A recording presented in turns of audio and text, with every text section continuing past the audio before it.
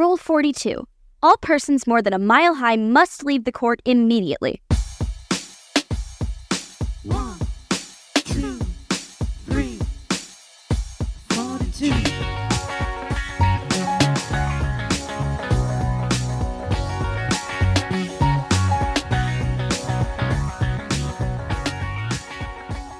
Today's rule is rule number 23. Go out into the world and make it less sucky.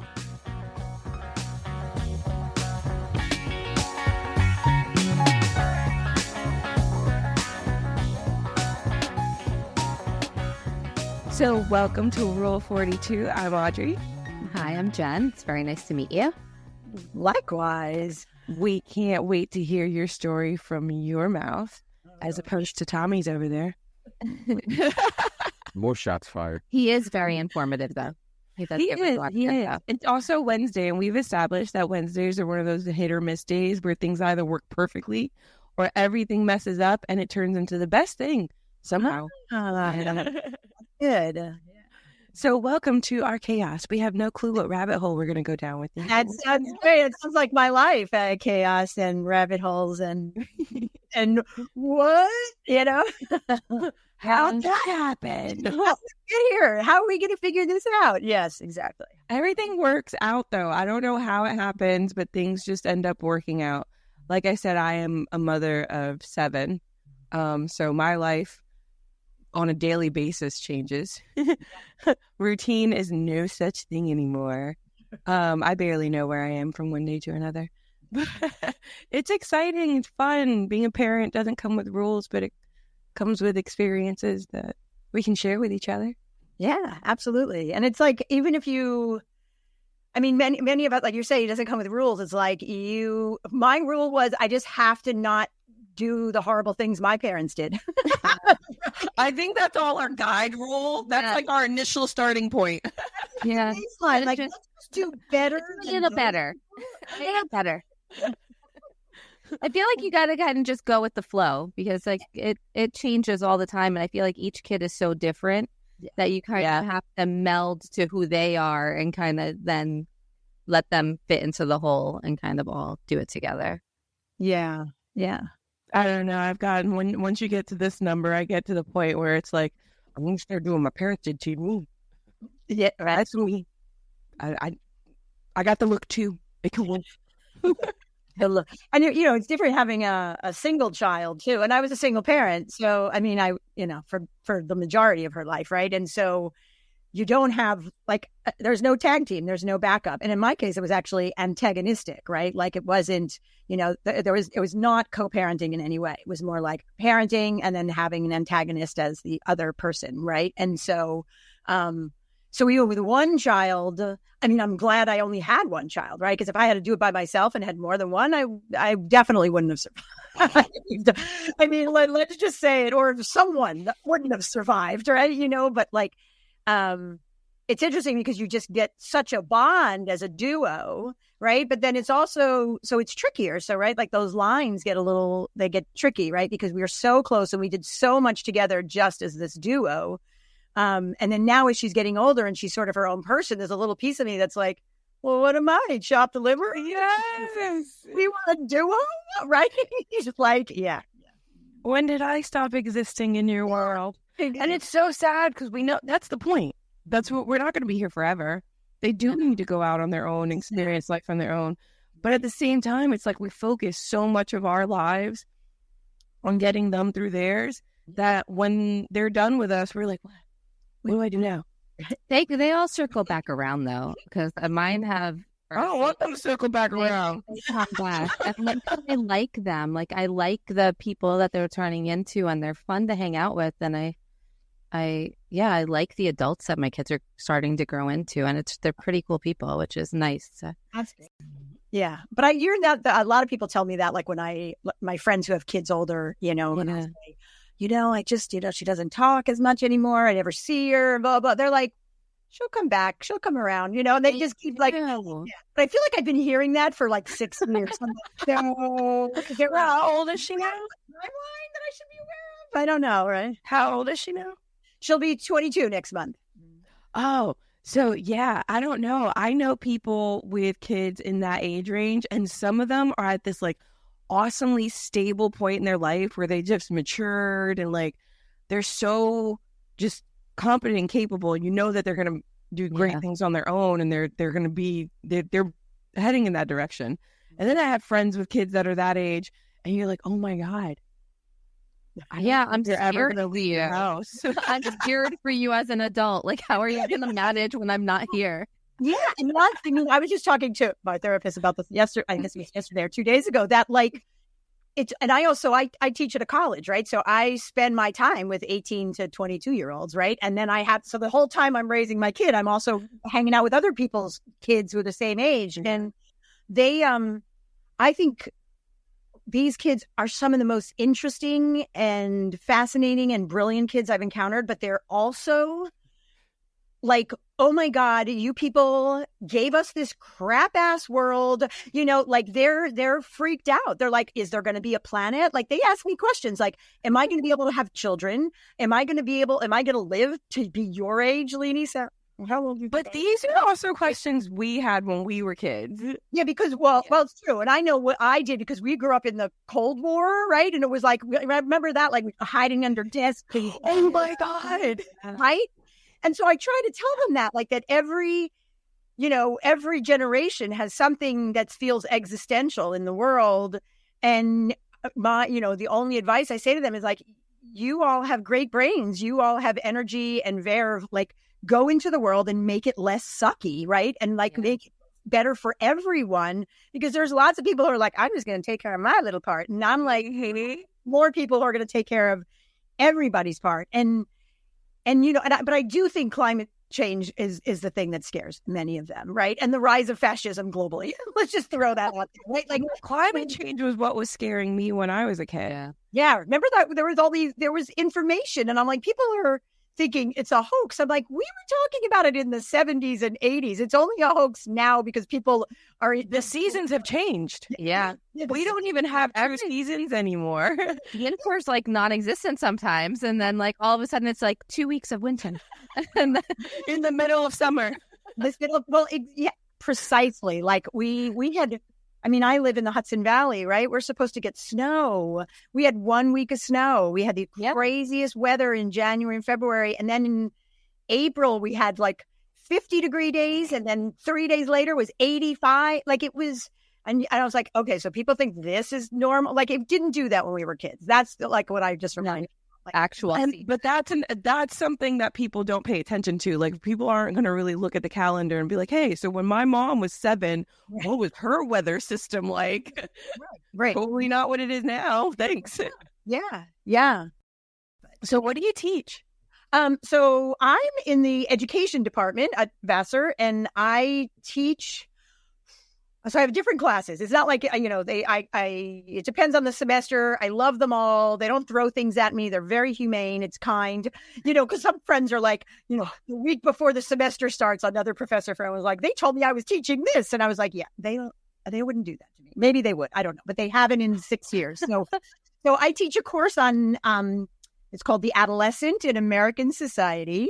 So we look at adolescence, very fun stuff, right? Yeah. Like just out of adolescence, right? So they take this usually when they're in their second or third years. And so they're 18, 19, 20, and we're processing our adolescence, right? So it's actually a mix of psychology, sociology, cultural stuff. I throw in trauma work because that's part of my other work that I do. And we do some really fun things in there. Like they all submit a song to me that encapsulates their adolescence, and I make a playlist. And so the start of every class, a song randomly plays, and then that person gets to say why that song, why they chose that song. And it turns into this great way of us getting to know each other and sharing. And then, of course, I get some interesting music out of the mix that I love that. I love that. That's so like inventive in terms of how to get people to open up to each other. Yeah, so that's a good music is such a good thing. Exactly. Like, well, me too. I usually start with like David Bowie, of course, and then I do like a Rage Against the Machine song because when I was first teaching high school was in the 90s, and that was like the vibe of me. It's still my vibe, and it's and they're all like, Leonisa just let free a bunch of F-bombs in class. And I was like, yes, we can. It's like, we have to be comfortable with each other. So that's very informative for me. They have a great time. It's they do very cool projects. I actually added a YA book club to it. So we read, so it's not just academic stuff. We read a young adult book, and then they each, like, they're in groups, and then they share how authors are capturing the adolescent experience, right? So it's very fun. It's fun for me too. So I get to read all these cool books. And I love this because, as Tommy knows, because I went through a phase where I couldn't move, so they were very trying to get me to sit still, and they bought me books. I'm an avid reader, and he asked me, "Well, what do you read?" And I'm like, "Well, don't make fun of me. I read like teen books." They're so good. I can't. They are. I'm like, I remember going through that. Really. Yeah. And you know what's nice about it? It's like, I distinctly remember, like, after 5th grade and finishing all the Judy Blooms, the next thing was to read Flowers in the Attic. Yes. Like, your elementary reading to this freaky grown-up literature, because that whole field hadn't emerged in the, like, until... And now I'm like, you walk into a bookstore and the middle grade and YA shelves are huge, and I can't get enough of them myself. So, yeah. Well, I think I just went through like the literature gamut too fast, and because in the 5th grade I was reading like James Clavell, Shogun, Taipan, like Gaijin. Like, these are the books that I was walking around with my nose in, and teachers are like, "Can you make a list for our 8th grade?" Like, I mean, I'm in the 5th grade, but sure, I don't know if they want to read the type of stuff I read. Yeah. And now all of a sudden that I'm a grown up, I want to read all the literature I should have been reading back then. Exactly. I think that's my thing too. And they capture it. I think for the most part, They do. That's time to pick the books. Like, I make sure I read them, or I get references from other students who are like, because I wanted to cover different things. Like, I wanted to have LGBTQ themes. I have a protagonist who's a trans student, right? Like, I have ones that deal with family violence, right? I have one that deals with like suicide, right? Like, it's not like we're picking light, fluffy things. It's like a way to use literature. And then, of course, I keep in Salinger, Catcher in the Rye. And every semester, someone reads that. It's interesting that they're like, I can see why people thought this was the pinnacle of adolescence, but it really feels like out of touch now, And I'm like, and so it leads to it's good conversation. So, yeah. No, it definitely is. And we are in a different time now. Yeah. So being able to go back and like read these like adolescent books from our past and comparing it to today, it's like, the gist of the things are still the same, but the storylines and the way that they're kind of translated are completely different now. Yeah. And you get to, I like it because it's different perspectives too, right? Like, so if I've got a bunch of, a group of, middle-class white kids and they're reading a book by Jason Reynolds, they're like, oh, wow, this is fascinating. I mean, they get it already, but I think it's great for them to go deeper into a character, right? It's another way of learning that's not only reading academic, data about what life is like to live in, and have this kind of schooling, right? Like, it just makes it. It's an exposure. And it's accessible in a different way. Okay, so that's one class. Oh my God, if we're going to do this with every class, I'll go far. So then I teach my favorite. Well, and I'm kind of favorite. Yes. I say it's my favorite, but I'm also going to say that I'm glad I'm not teaching it this semester because I've taught it every semester since I started, and sometimes even 2 sections. So I'm happy to get a break because it's nice to get like a breath, right? And so we're brave. What do we call it? The issues and institution in education, and I call it. My subtext is the eviscerating of the American public education system. Here we go. We can all circle this one. They're all having issues with schools right now. And so we go through sort of like how schooling was formed in this country, who got access to it first, right? Who was not allowed to be educated, how all these rules got set in motion. And then we do like a real systemic analysis looking at, poverty and racism and the elites who make the rules and things like charter. Well, we don't always talk about charter schools, but they inevitably come in because that's about money and funding and the percentage of money the schools get in this country compared to other places in the world. Like we just have these really great conversations, and I think I have so much fun with it because students, again, these are elite students, right? They've succeeded, right? Even if they had education that they knew was a little off, they knew how to work the system, not even work the system. They just did well, right? They were successful. They studied, they sort of gamed the system, or the system worked for them. And then they start reading these things and they go, oh my God, that was completely insane that my teachers were making us do this stuff. And then they're like, oh, okay, it got me here, but at what cost, right? Like some of them are like, they're so uptight, or they're like, perfectionists. And then we start to go like, how about we realize that that's actually not going to help you in the world. It's just going to make you extra tense, or it's going to give you permanent agita.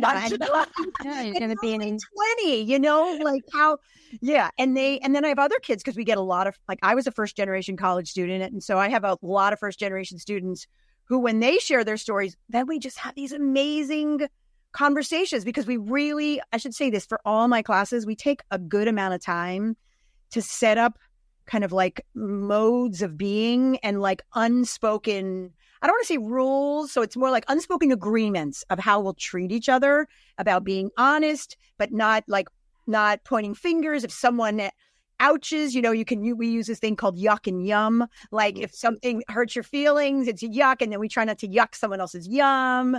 And being a nice human. Exactly. Right. Like, how do we be kind to each other, even if we're trying to dig into, We don't have to agree. we don't have to agree, but we have to have dialogue, even if it's uncomfortable. And we see that we don't do that now. We are just people. We're just too afraid of conflict. We're too afraid to just, and that's not even, I do think it's fear, but we're too afraid to just figure out how to speak our own truth. And then if someone says, well, that actually is not my truth, right? Most people then just negate it or say, well, whatever. And it's like, man, that practice of leaning in and listening to someone else's truth that is different than yours and actually giving it credence.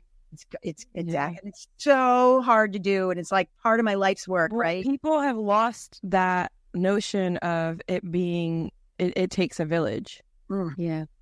Because like you said, a lot of it does have to do with fear, because people are so afraid to speak their truths. Yeah. And how's it going to impact me now? How is it going to impact my kids once they start intermingling with these people that I've now voiced an opinion that they don't have? Like, there's so many things that people look at, but it's so important that we're all there to support each other. Like you said, we go out into the world and so many people have come into these corners and kind of, well, I'm just going to take care of me and mine and forget about everybody else. Right. But the only way for us to better each other, and this is proven through history, is for us to come together and build as a unit and help each other with, dude, it's overwhelming having kids, helping each other guide. Hey, you know what? Like, having those dialogues, it's important to just normal everyday relationships to have a dialogue that I don't agree with everyone in my house. Hello, there's 7 different kid personalities. There's the partners, there's the exes, there's mixing all of these kind of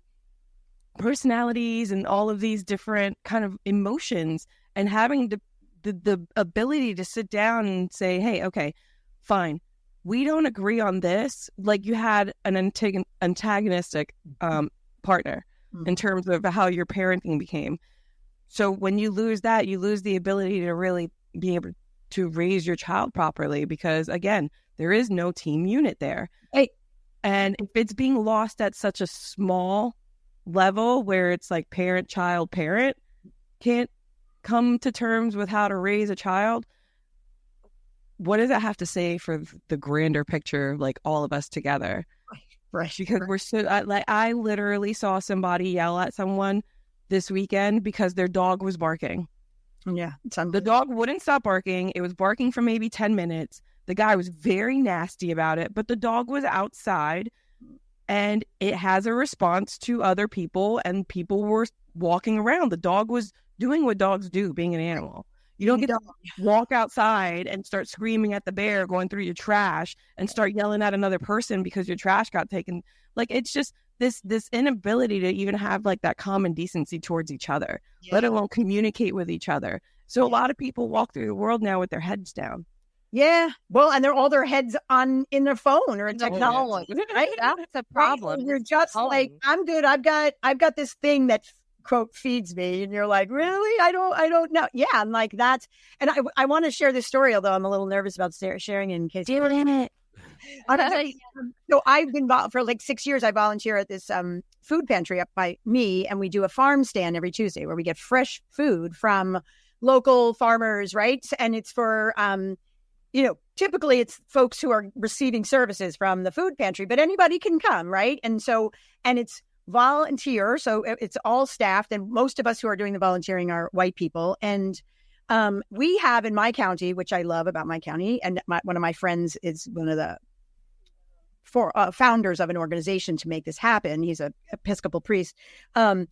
We have a lot of Central American refugees, basically, but a lot from Guatemala. So I have a brother from Guatemala. I lived in Guatemala many years ago, right? Like I have a very soft spot. I understand the history and the horrors of the Guatemalan genocide, right? Like I have a deep affinity, right? So when I see these Guatemalan women coming through the line, I'm like, I speak to them. I know like 12 words in Quiche, but I can speak in Spanish or whatever. And of course they bring their little kids that look like little dolls. And they're so cute.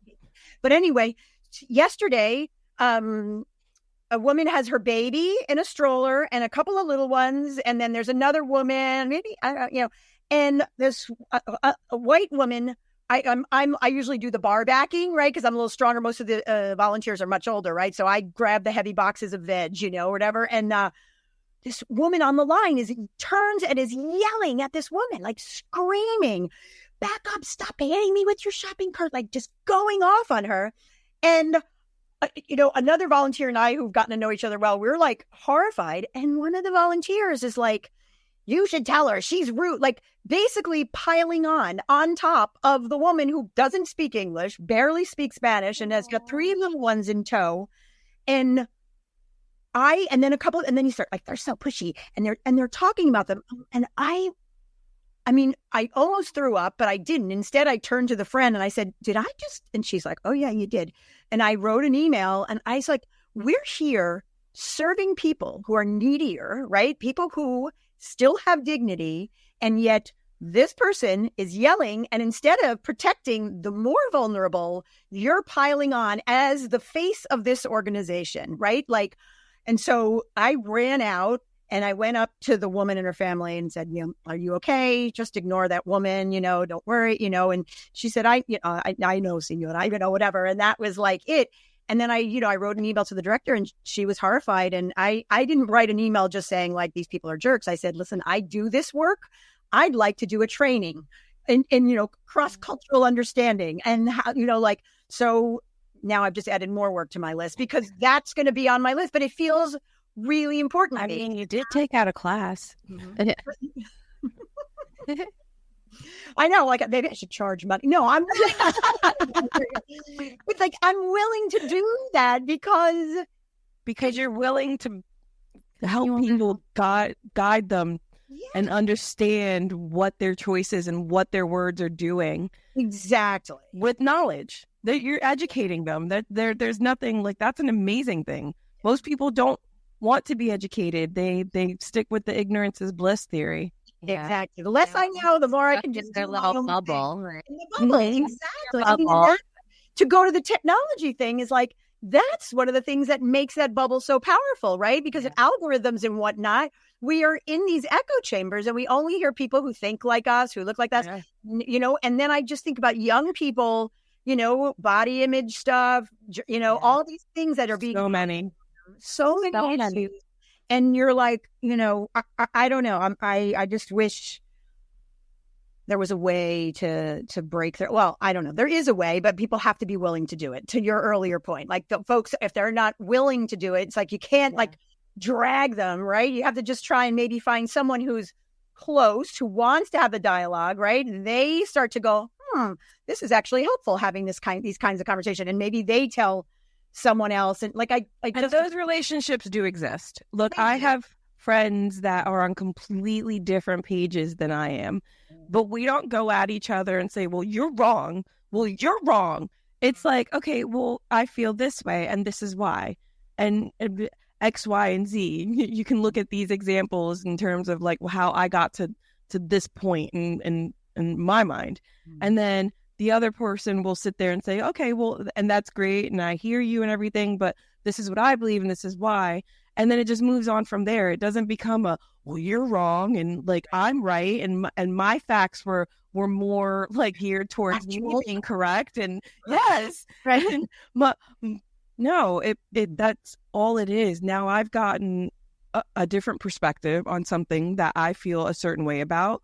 Sometimes it might kind of influence the perspective that I might have. Sometimes it stays exactly the same, but I will never shut a person down for having like a dialogue with me. Right. And those are the people that I like to keep around. Because if they're willing to, it's different when people just start attacking you or saying, you know, like when people who are either unwilling to have the dialogue or when you're trying to facilitate a dialogue and then they just bombard you with their own opinions, You're not listening with an open heart or an open mind or even open ears, right? And so then there's the end of it, right? Like you, but you know, I have a question. I'm curious too, because for me, I'm always like, if the opinions or the stuff they're spouting or thinking about still, what's the word I'm looking for? Still prioritizes them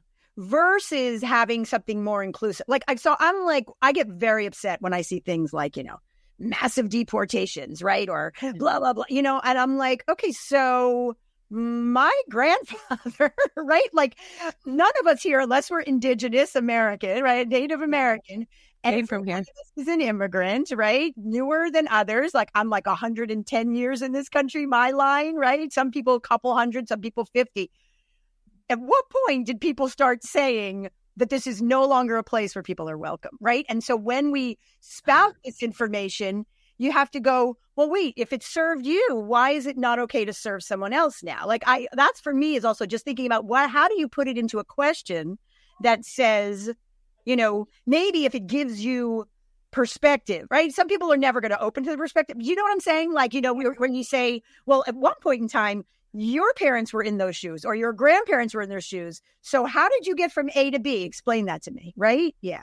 A lot of times there isn't. It depends on the individual. Sometimes they don't think about that. So, and that's where the empathy comes in, which is something that a lot of people don't have anymore either. Yes.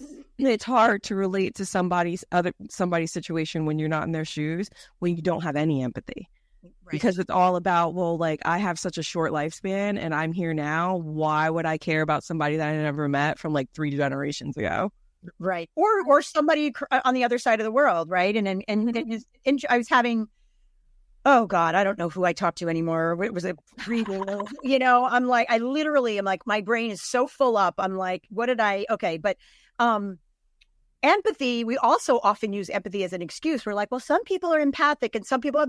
Empathy is a skill. Everyone can learn that, right? And so to go back to our school conversation, like we don't necessarily teach that. We start maybe in kindergarten, like how to be kind and blah, blah, blah. And sharing, right? Sharing. Right? Share. Yeah. We move into like test taking and this stuff. And you're like, and then it becomes competitive. So we're like, and then we wonder why we're not raising people who want to cooperate or have empathy for each other because we're not life skills, right? Yeah. No life skills in there. Like, how do you help somebody who's fallen down, or how do how do we collaborate on a project instead of who gets the best score on a test, right? Like there are still schools, my students tell me, that hang grades on the doors outside of the, I mean, what? Like that is it's insane. Talk about like judgment and competition and making people feel small. And so then what does it do? It makes you feel crappy. So you take it out on other people, right? Remember that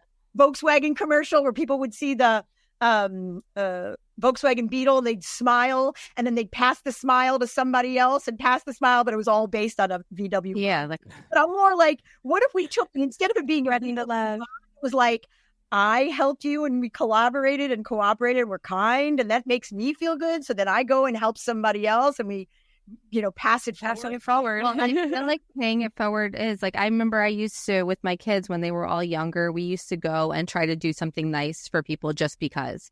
Yeah.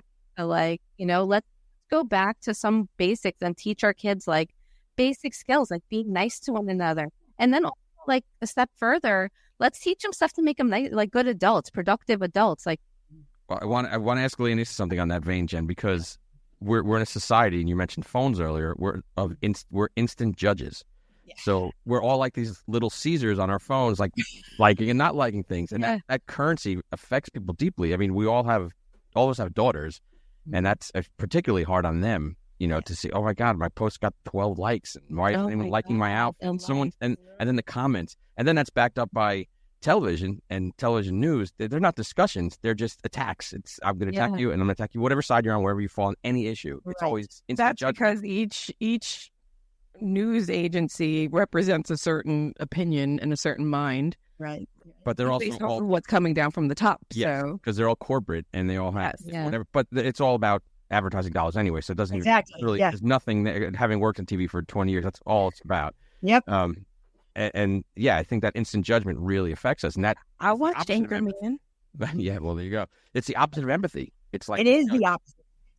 In that class I was talking about before, we actually read a psychological study done on likes and about how young.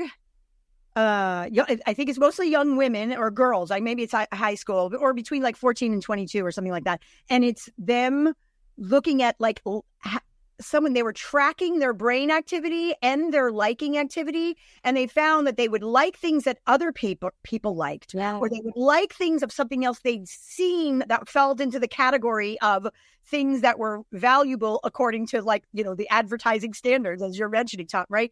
And when we read that, we just wind up having this, no pun, rabbit hole conversation about their own use of technology, right? And I think that feeds into it's this, it's a mix of a snowball growing, but also like a hamster wheel because nobody knows how to get off it, right? So it's because we live in this kind of competitive mindset, right? Whoever dies with the most toys wins, or whoever gets the most likes is the most valuable, or whoever's the prettiest by some Western standard of beauty versus, beauty is different in all different cultures, right? And we voice that upon young people.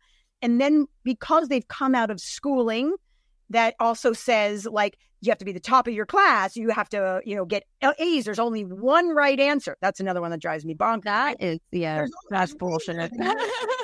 For lots of things, but all of that, it's all of the same mindset of there is a right way to look, be, and act. And then there is not anything that's out of the mainstream. And so that whole liking part of technology is a part that really makes me sort of ill, right? I don't know how to get around. I mean, I know how to get around it. I think people should say we should leave these platforms, right? Quite honestly, but that's not going to happen, right? I know people that don't have them. Yeah. They refuse to get on social media. They're it causes so many problems between relationships. What do I care what people think about me that I don't see?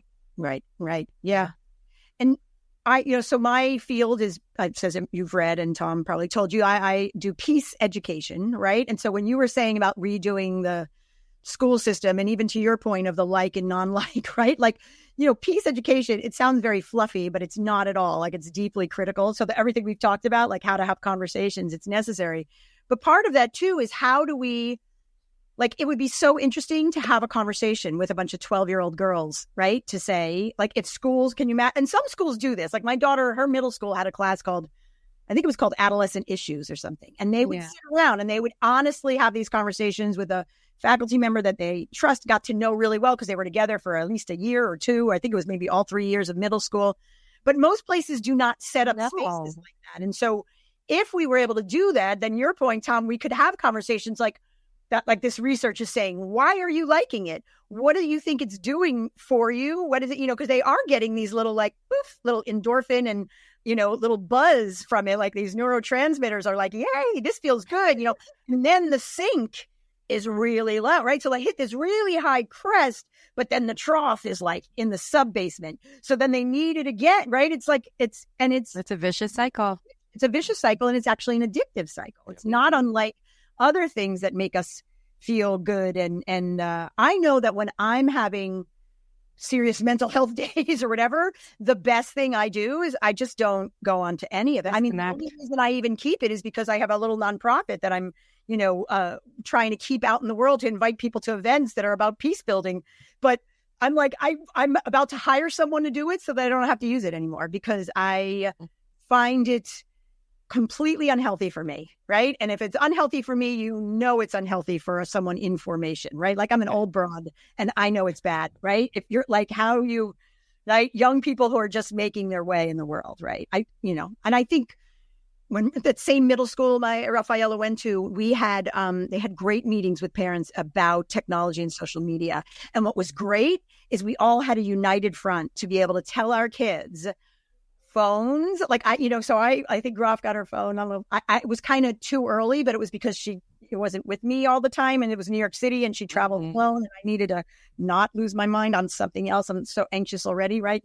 So, but they gave us all these great guidelines, and I could then say, well, the research says, and everybody in the school is doing that. The phone is in my room at night, or we still have a no phones at the table, no phones when we're doing conversation.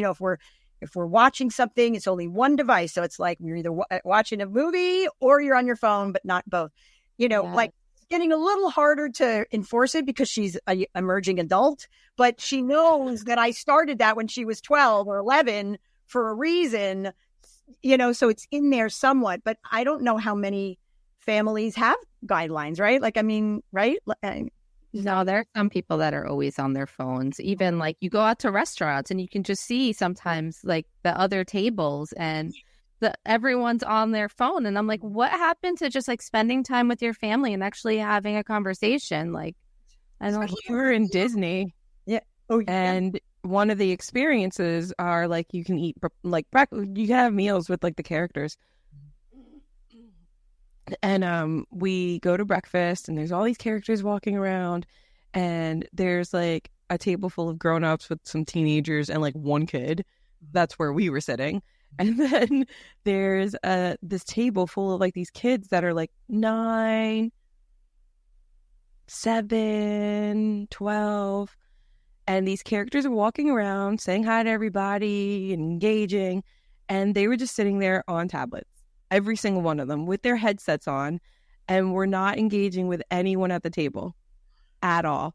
And I was like, fuck you if you think that I'm going to spend $50 on your one little kid's meal for you to sit there and watch a TV. Exactly. Right. Yeah. Stay home and do that. You're not going away. Leave your little tiny ass in a room and go enjoy Mickey Mouse by myself. That is not happening. Exactly. So it is hard to instill because you see it so everywhere, and then you will have like the meltdowns and stuff. But I am not okay with my kids just being like completely checked out. Tommy was actually over here yesterday, and we went to Olive Garden, and we had our kids. We have a ton of kids together, and we're there, and yeah, we were on our phones. But you know what we were on our phones doing? Playing trivia with each other, the whole table. Who won every match? Not you. Aubrey won most of them. That's when I was in the bathroom. Such a liar. They're the worst at losing. We combined to have a lot of kids. We don't have kids together. Technically, I a lot of funny, combined. Right. Oh no! His His family has become my family. We're all like this little mishposh. Well, my 2-year-old was climbing Julie. Like, it's cool. But that was one time when phones were pretty cool because it's like yeah. They created a cool, and it was from the 5-year-old who was like miserable that he did not win. I had to take him outside. Oh my god, he would not stop crying. It's like 10 minutes later, and you're like, "But why are you crying?" He goes, "Because I lost." No shit. So did 10 other people. Right. There's a lesson there. It's interesting around food too. I mean, maybe because I'm an Italian person, I'm like, food is pretty sacred. Mealtime is sacred. I'm also a minister, and like breaking bread is one of the holiest, most beautiful things we can do with people. And like to then not connect and instead being on a tablet or a phone, like playing a game, I get, because that's the same. I think, there's a return of the board game. I don't know if you all are aware. There is. There totally is. Tell me, they have board game nights. Even my daughter, she's like, I'm going to get a bottle of rosé. We play board games. I was like, oh, and there's a board game cafe, like 1 hour from me. I love that. Yeah. Oh, it was so. Wait, where is this? We need to find this. Yeah. Cafe. It's in New Paltz. Okay. And I forgot what it's called. The Game Cafe. Probably something really simple like that, but my brain, like I said. And it's and they serve like all good coffees and stuff, but they also have beer and wine, and they have snacks, and they have a wall, like a wall of books. All of that is filled with board games. I love that. We do board games here at my house. We play cards, we do Uno, and then we do board game not every a couple of times a week. It's so much fun. It's so much fun. And I remember doing that with Rafaela. And I remember just when you mentioned Uno. So Rafi and I we go to Italy pretty regularly, like for many, many years. And we'd always carry Uno because so do we. The language barrier didn't exist. So I have pictures of Rafi like on Trenitalia cars with like playing Uno, right? And that's awesome. Or she's in we're sitting in a train station waiting for our train, and we're playing Uno on the floor with a couple of other strangers. Like it's like, Uno's a great game. We get very competitive in my house over Uno, and now we have all the other ones because there's not just Uno now. There's like Uno Flex, there's Uno Dare, there's Uno one that like shoots the cards at you when you push the button.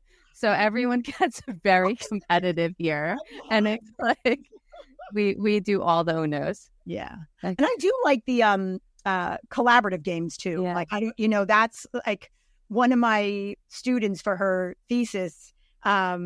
She was taking peace education. Oh, so another class I teach is peace education in the spring, and it's called Science, Spirituality, Peace Education, Addressing Climate Change. So we look at this model of educating for peace through the lens of science, our speaking to our spirit, world religions, and then how can we address what's happening on the planet, right? Like it's what's neat. But this student from taking that class decided that her senior thesis was going to be creating a board game that was encouraged.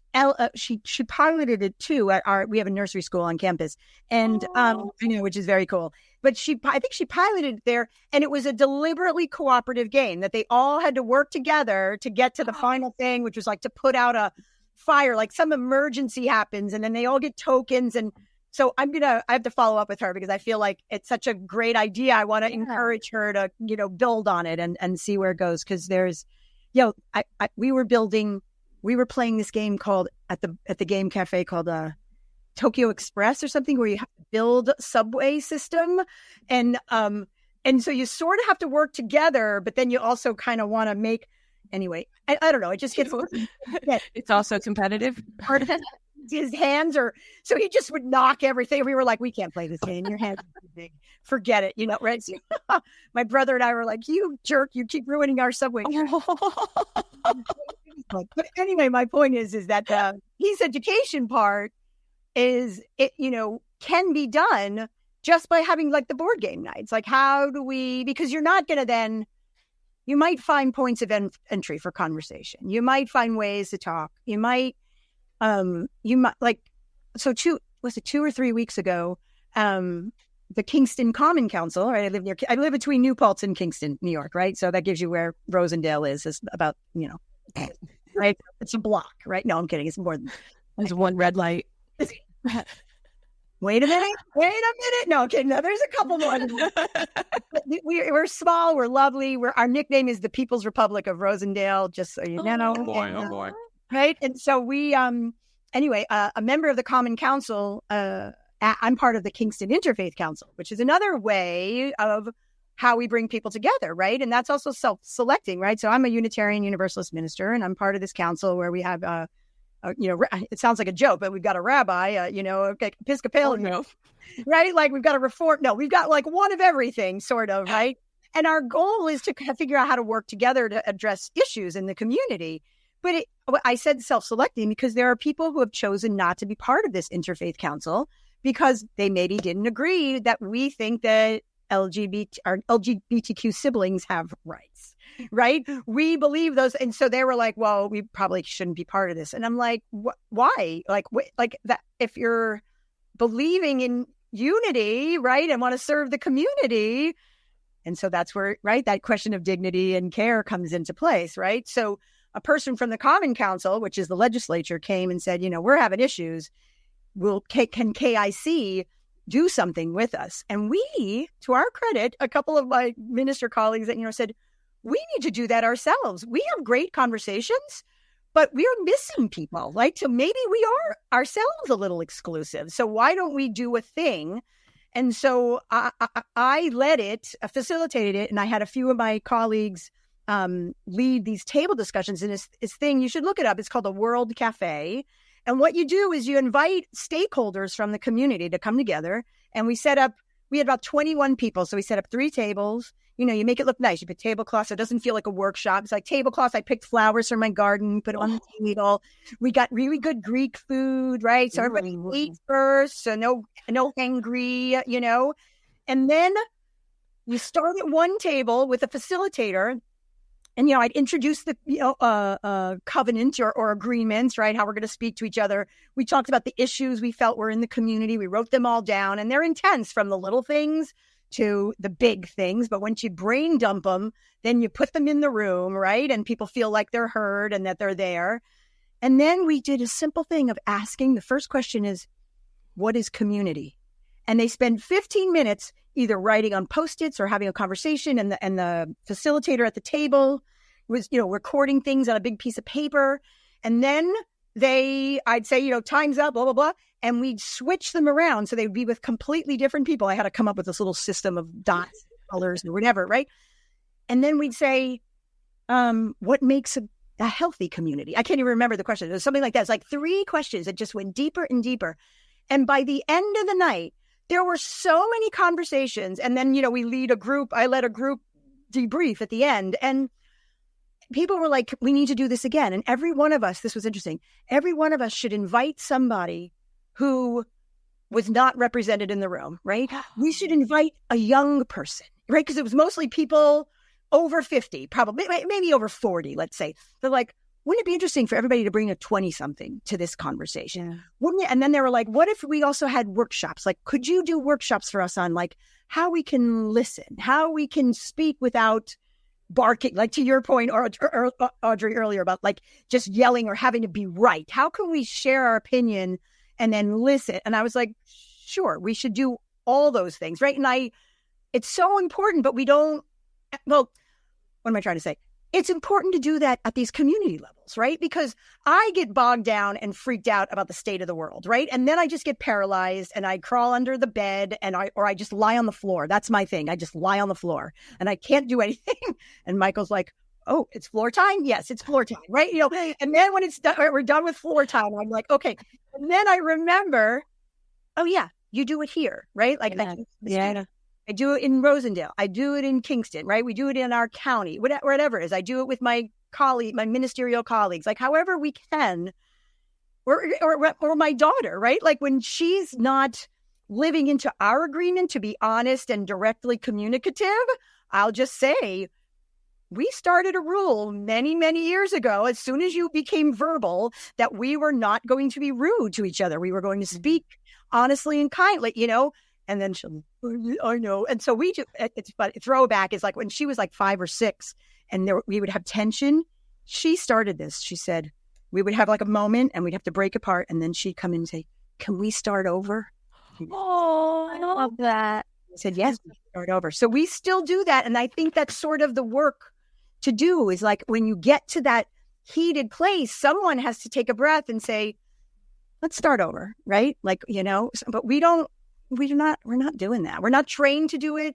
We don't feel a reward for doing it, even though the reward is amazing when you finally have when you feel heard, right? Like think about your kids. When your kids feel heard, their attitude is so different in the world, right?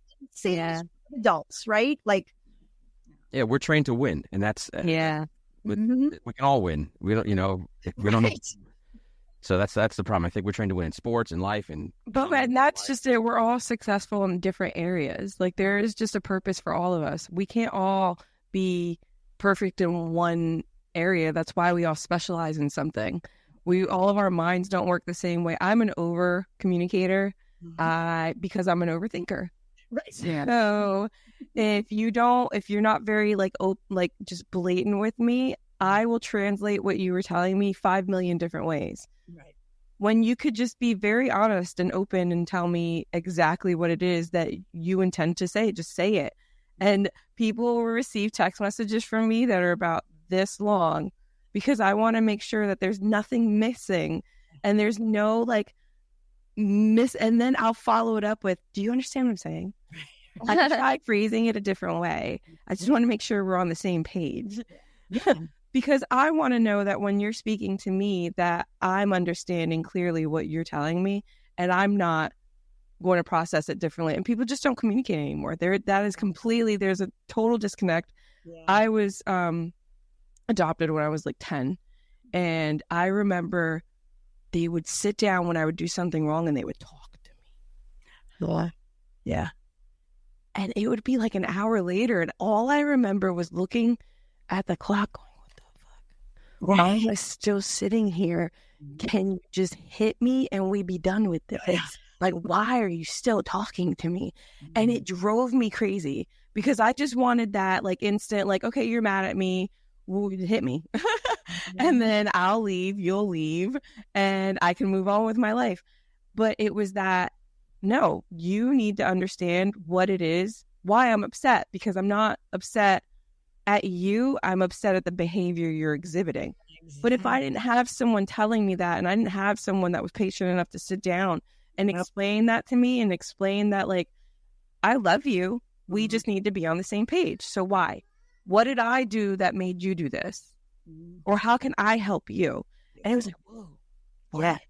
And it took years for me to realize what it was that they were doing and how valuable it was to me, going to be for me, not just as a grown-up, but as a parent and as a decent human being. Exactly. That is amazing. Communication, everyone always says the art, it's either an art or a skill, whichever word, but it is so important. Similar experience, not the adopted part, but the not understanding what communication looked like until I was probably in my 20s, right? The point I'm trying to make is I think your point is so important that we carry that when we're children. And if we learn a way to communicate that is actually unhealthy, and maybe our parents or whoever thought it was effective, because how it was effective is it just shut shit down, right? It wasn't effective in terms of communicating or growing or learning or whatever. And I also grew up in a household where we were hit. And, and when my father once hit my adopted brother, I looked at him and I said, you know that my biological brother and I, that we kind of hate you for hitting us. And now you're going to do it again to somebody else. Because I was 20 or so at this point, in my 20s. And he was like, what? And I said, you go. He's like, well, what? I thought you, I said, no. That doesn't work. Right. When we start to get healthy, we go, that doesn't work. And I said it to him, and to his credit, and he said, well, what should I do? I said, you go into the bedroom, you apologize for hitting him, and you have a conversation about what about his behavior prompted you to be so rageful. Not him to be the problem, but you. And you have this conversation. And to my father's credit, he did it. Although I mentioned this to him a few weeks ago, and he didn't remember the story at all. They never do. They never do. No, they don't. But I think that's part of the kind of trauma communication response, right? Because they were raised, in people were poor and struggling, and you had kids under your feet. It was get out of my way, right? That was sort of how it was dealt with. When we start to break that cycle and say, it's really important to explain a behavior, and then it's not you, your being on the planet is not the problem. It's when you do A, B, and C that is hurtful or hurts my spirit or hurts my heart or hurts your sibling. That's what we're talking about. But we don't, I thought yelling was a perfectly normal form of communication until I don't know, 20 something, when I met other people from the West Coast who are not East Coast Italians. And they were like, yo, why are you so angry all the time? I'm like, I'm not angry. I'm just having a conversation. They're like, that is not a conversation. I'm like, oh, right. And then it was like therapy and blah, blah, blah, and all those things. And I'm with you. I'm like, you got to be able to say the things but that's where the skill comes in. You can't be like, you are a blah, blah, blah, blah. It's like, when you say blank, I feel this, and therefore it makes me blank. There's ways we can do that, but where are we learning that? From our unhealthy parents, from our unhealthy teachers? Like, I mean, where are we learning it, right? So we're not learning it in church, right? Church is blamey and they just kind of, they got their book. They read their book and that's it. You're going straight to, like, it's not. So it's like all of us who think about this, I think, have a real, I was going to not say opportunity, I want to say like responsibility, like to raise our kids when we see things happening. How do we step in a respectful way? Like how do we? It's so hard though, because even when you try to like raise your children as decent human beings that are capable of carrying on these skills that you've learned, and then they obviously grow off of that because that's your hope. You want them to be better than you are and have more than you had, but they go out there and unfortunately, because other people aren't learning this, they become the ones that are bullied, the ones that are taken advantage of, the ones that are breaking their back to make other people happy, and other people just kind of and not doing the same. So it's I hear you, but my butt was going to be, but we do it anyway. And we make sure our kids also know what the line is. Like, again, I was raised in a boundaryless home, right? And I had to learn boundaries at a later age. And then when you become a minister, you really learn your boundaries because people are like texting you at 11 o'clock at night. I'm like, yo, get off, right? I got to preach tomorrow. What are you doing? But like, so I had to I've read a number of books. I'll happily recommend some, but like how to have those boundaries. I think it's also with kids too. Like if you're trying to be kind and use dialogue and someone is bullying you, the problem is, and I think it goes to your point, Tom, about competition and fear, Audrey, you said too, like, is that they need to know who the grown-up is in the space that will listen to them, believe them, and then actually intervene instead of just saying, oh, that's so-and-so, they're just a bully. Or that's so-and-so, he likes you. Like that whack stuff that they say to girls or whatever, right? Oh like, my God, yes. But we need, like every school should. My kid was called a nigger. Well, I feel like school... And they were basically like, well, they didn't really mean it. Well, they're learning it somewhere. They learned it somewhere. And there is the teachable moment. School shuts down. We have a conversation. We talk about why we don't say this. We talk about the history of this country, right? Like, that's it. And schools are not going to do that unless someone really tells them the outcome is having these human beings, not test-taking automatons, right? Like we need, so it's the little picture and the big picture stuff simultaneously, right? And so we have to do our part in our part of the world and keep chipping away. That's like my mentor who died in November. She was 94. She was a phenom, had the founder of the field of education. And I got to study with her. We all thought she'd live forever. And so when I got the phone call, I was ruined. And, but she just said, this is long haul work, right? We may not see the world we're creating, right? But our kids will, right? And I've seen it. I've been teaching for 30 some years. And I just see it's like we make a little progress and then we're like back down to the sub-basement, right? And we make a little progress, but and it's like we just got to, like. That's history. That's why it repeats itself. Our lifespans are so small compared to like the issues that have just bound over the years. And so when you're taking 2 steps forward and 10 steps back, it's easy to give up. But I think that there are enough of us with that sense that we want to bring a more beautiful, kinder, peaceful world into being. Those of us who feel that way, we have to find our people, right? I remember always saying that to Rafaela, right? You'll find your people. When she was having social issues in high school, middle school, I was like, you're going to find your people and you'll know when you, right? Because you present one way, but you've got this heart of a Unitarian Universalist, right? So, like you look like a supermodel, but you have this, so people, girls would be very mean to her because she was like pretty and kind and, whatever. And then I'd say, you'll find your people. And she has now. And there are people who actually are becoming teachers and sociologists and things. And I was like, see, it took a while, but it's worth it than falling in with people who make you not be your best you, right? Like, yeah. I love that. And speaking of like, just making the world a better place, I heard that, see, I value music. I know where this is going. Yes, I'm also a musician because I do think music is a spiritual pursuit that it touches your soul, and it just can take you to so many different places, which is great. It can take you to a happy place or a sad place. Yes. You can go through any emotion and you will find a song that is relatable to your situation. You will find people that like, oh, how did you get the words that say exactly how I feel? Right? Or I love the songs that take you back to a certain time. Like I'll hear songs and I'll hear a song and I'll be like, oh my God, I feel like I'm a 5-year-old sitting in my mom's car, just like driving down the road. And it brings me back to that like day. And I could feel like the happiness I felt that. And it's amazing how it helps you ride out. Like for me too, it's like I have different lists. Like when I know I'm in a funk, I'm like, we're going to go all in, and it's like all Billie Holiday, and we're going in. And then when we come out, it's going to be, maybe Thelonious Monk. He's going to bring me back out of it, or whatever it is, right? Like, but it's like, I love it. Yes. Right. And it's, and maybe that's, that's not maybe, it is exactly why I ask my students to share music in class, and why even in other classes we listen to music, or we do a meditation to music, or into silence. We do a lot of those centering activities, but music is definitely, and I've been making music since I was 4 years old, and I haven't been making it as much lately because it's just, I've been working too much, but I've decided that I'm going to return because it's really, it's good for the soul. What can I say? It is. So you write as well? Some. I mean, I've been dabbling in songwriting. So my last album, I wrote 2 songs. Another one was written by my drummer. So here's another point, right? Like these guys I've been playing with, we've been playing together for, some of us have been more than 20 years, but anywhere between 15 and 20 years, I've been playing with the same band.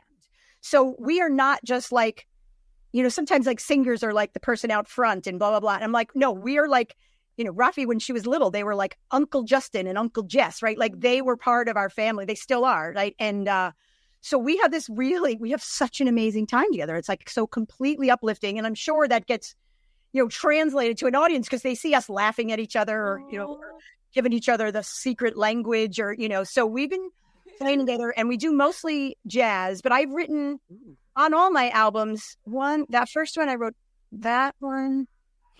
The second one, I wrote another. And then this one, I wrote 2 more. One's about being a single mom. One's about Italy. And then, but now to answer your question is, I am now in the place where I really just want to start writing my own stuff. Like I love jazz. Absolutely. I love singing jazz, but I love all kinds of music. So I love to sing folk, and I actually am a, punk rocker at heart, which Tom knows from our years together in high school. And, so my dream is to have like an all girls punk band, right? Be like, Nice. yes, I love Ryan out of Rosendale or something. I don't know. But, so I'm leaning in. Last year, or during the pandemic, I took some songwriting classes on Zoom because everyone was doing all these great Zoom classes. So it's just a matter of like returning to it and having the time and it's not even time. It's like making it a priority. And that's what I'm all about now, is like, I have to really start making these things that keep me going, especially because the world just feels so some days. And I'm like, oh yeah, but if I were sitting at a piano or with my guitar and throwing some of my wacky ideas down, maybe I'd feel better. Right. So coming to you. Creating music, and Nice. I love it. Yes. I completely love it. You might want to talk about a life-changing trip Leonisa had to France in the late 80s, or maybe her work at Nickelodeon. You could throw in there too. Storefront too, or Well, Storefront that's Science. that's Is any another one. business? Oh, that's another. Oh yeah. So I've had a few, France in the 80s. I'll go. Yes. I went all 3 years, but you were a year behind me, right? No, a couple of years, but I was a freshman with you guys. And these guys were the coolest. Like, and I got to hang out with them, and we got to drink beer in France. I started studying French in 7th grade, and in high school we'd go on these French trips. And the difference was, and we heard the stories. You probably heard them, Tom, too. Like the other clubs would take these trips, and they were just like these free for all like parties, right? Our French teacher, Monsieur Barthelme, is he's such a Francophile, and he set us up with some of the coolest things. We did amazing touring, sightseeing. We'd meet locals. He'd encourage us to speak as much French as possible, but he'd also do things like take us for fondue, where we'd be drinking wine all afternoon, like, and we'd be able to 17-year-olds or whatever.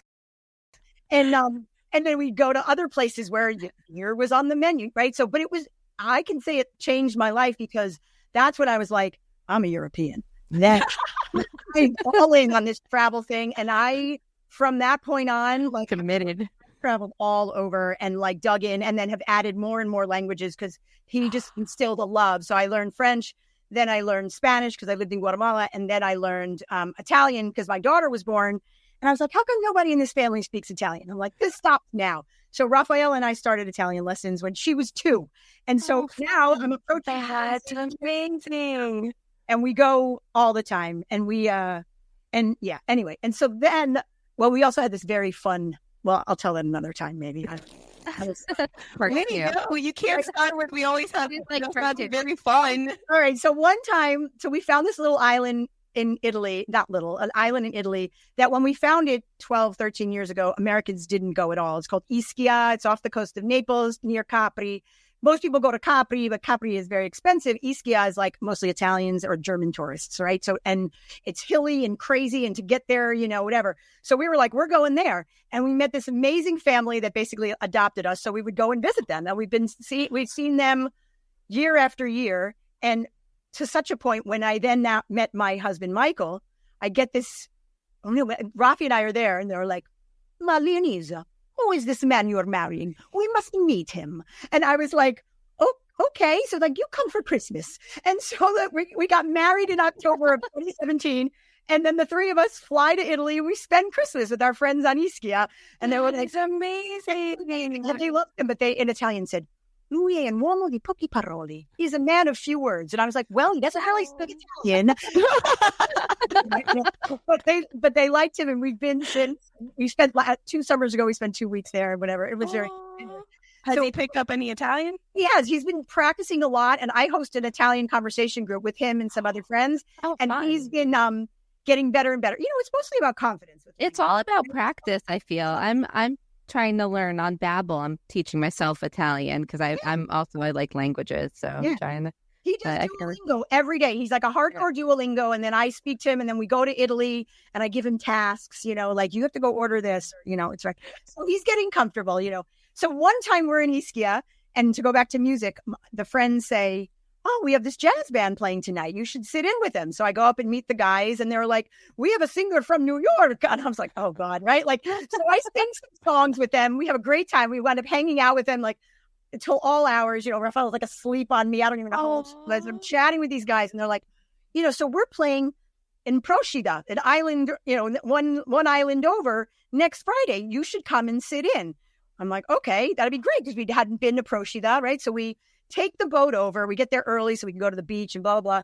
And then, of course, it's Italian style. So the gig doesn't actually start till like 11 p.m. It's maybe, I don't know, 7, 8 or something at this point. Like, so, but, it's a mom of the year moment, right? Keeping my, 7-year-old out till 3 a.m., right? So I sing my songs. She's awesome. She was like the best roadie. She videos them. They're unlike, right? And so then we go to get the ferry home, and it's like 3 in the morning, 2:33 in the morning. And we're sitting there. She's tired, so she's basically asleep on my lap. And I see this big boat come in, but it's not where we're sitting because I sat us in the wrong dock. This big boat comes in, and then the big boat goes out. And then I go, that was the last boat home. I look at her. I'm freaking out, right? Because that's what a mother does, right? And she's like, It's okay, Mom. Let's go find Alessandro. Like, she's totally chill. So we walk back to the heart of town, and I see Carlo first, and he's got this face like, and then I see Alessandro, and he's got the same face. I was like, we missed the boat. This is the beauty of Italian people too. Alessandro takes us to his house. We meet his mother, 3 a.m. In the kitchen. He makes us a plate of prosciutto and mozzarella and all this stuff. Yum. Yeah. We have this nosh with him at 3 a.m. and he's like, here, sleep in my sister's room. I'll come get you in the morning. We go to bed. He goes out to who knows when. We wake up, whatever. There's the mom in the kitchen. She makes us coffee, gives us food, whatever. A couple hours later, Alessandro wakes up. He takes us on like a walking tour of the island. And then he walks us to the boat with the tickets he bought and makes sure we got on the boat. Oh, no. It's all about going with the flow. Yes. But all right, so the other one that taught you mentioned, I had Storefront Science. So I took a leap. I was a professor for a while and I mostly hated it. So then I ran a nonprofit. And by the end of that, I was like, I'm done. I can't take the sexual harassment. And so then I decided to open Storefront Science. And so that was a big risk. I guess you could say that was a big life-changing one. I opened a little storefront, it was like 700 square feet, not very big, on 181st Street in Washington Heights where I lived. Then it was this science play space. And man, it was fantastic. We had classes and summer camp, vacation camp, and the kids could just come. We had open play. So I had like live animals, dead animals in jars. I had like an engineering corner. We had all this stuff. But then I remember the day came where I realized it wasn't financially viable, right? And that was so both the starting of it was life-changing because it was just such a leap of faith. And then one day I'm walking down 125th Street from the train or something, and there's a church. And I, of course, did what I always did as a former Catholic, is I ducked into a church and was like, what should I do?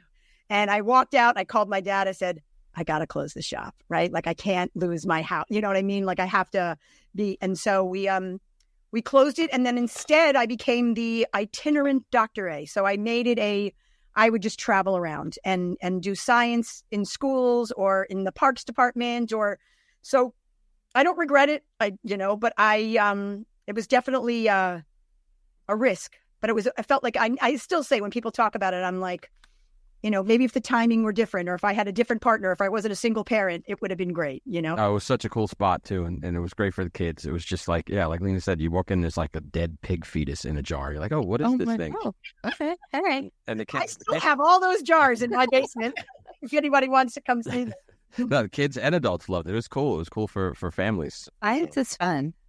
But I do know that you did some work at Nickelodeon. You were very instrumental in one of the hit shows at Nickelodeon, which is pretty cool. So I have to say, when I mention it to people, my students immediately open their computers and search, right? So I have been what am I title, a script reviewer and like the science fact checker and the child development like fact checker for Blaze and the Monster Machine. Oh, I know that show. You know that one, right?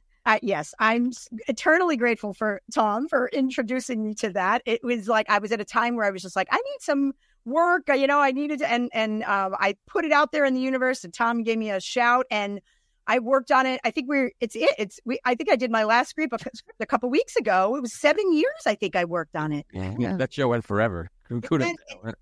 To Ellen Martin. Yeah, that show it had a lot of legs. Had a lot of legs. And what was great, it was like just this fun way of introducing kids to engineering and science and different things. And it was very fun to like read the scripts or sometimes call people or just make notes like, don't forget to include this or or they'd call me up and say, how could you do this concept with really young children? And I'd say, oh, we could try this and blah, blah, blah. I love it. So when I mention that, like sometimes I forget it, and then I'll say I'll just in passing say, well, I was working on this TV show, and my students will be, what? And then I'd say Blaze and the Monsters Machine. Of course, they'd seen it, or they have younger siblings who totally watch it, and then I tell them to go to IMDb because I'm on IMDb. Nice.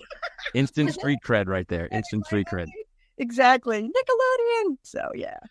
So it was a pleasure having you with us today on Rule 42, and it was so nice to get to know more about you and what it is that you are contributing to our world now. And thank you, because I have so many children that need people like you that help to build it into the right place where you can be a decent human being without feeling like you're threatened. So it is such a pleasure meeting you and having you here. We can't wait to talk to you again, because I know that there's some stories there that we're trying to come out. There are so many we need to know about Tommy. So many. No. Yeah. They're in a vault, and they will stay in a vault. But I really appreciated this. This was really fun. Well, we also need to figure out how to get him on a plane. So Oh, that's a different story. I have a severe fear of flying all of a sudden. Italy. No, and I definitely want to go to Sydney. She could be a ride. Life goals. And we don't have to go to the wrong dock. There we go. We'll know we know which boat to get on now. And it's to Sicily. I need to go to my grandfather's village, so you got to Exactly. I'll go with you, Tom. We'll meet Nick. We'll all go. All right, let's do it. Okay, so this sounds like we're going to Italy, Tom. Yeah, the thing is, when Audrey said called edibles, Tom. Perhaps you've heard of them. well, funny you should say that, because Okay, I'm trying. there's a big stash at Audrey's house of those, and I do like them, so I'm a fan. But thank you for doing this. Yeah. Well, not at Audrey's house. There's a big stash somewhere. Somewhere. Going on.